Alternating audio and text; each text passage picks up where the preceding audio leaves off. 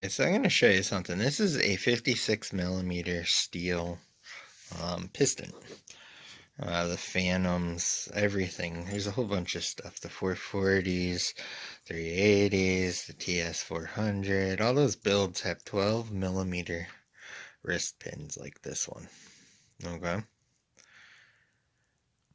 so that's what goes in here. So you can see if it's good.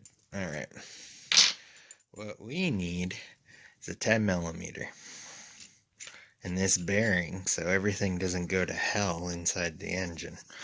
And apparently this is the issue they have with the Phantoms, and people use these stupid bronze spacers and shit that turn to mush because it's a two-stroke. It doesn't have an oil lube system like a four-stroke and stuff. So anyways, what it is this is a retainer.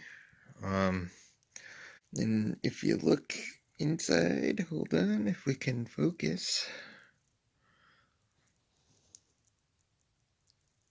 There you go. You can see the clip and how it pushes against that. Alright. Now, inside here, there is a hardened spacer that the wrist pin sits in, and another hardened spacer on this side, which you can see here. There you go. There's your wrist pin, there's the spacer, and what it is these little retainer things are bent in a way that go around the wrist pin inside and hold the spacer in place. So now when I put my clip in there, it holds this and it holds the wrist pin inside the spacer.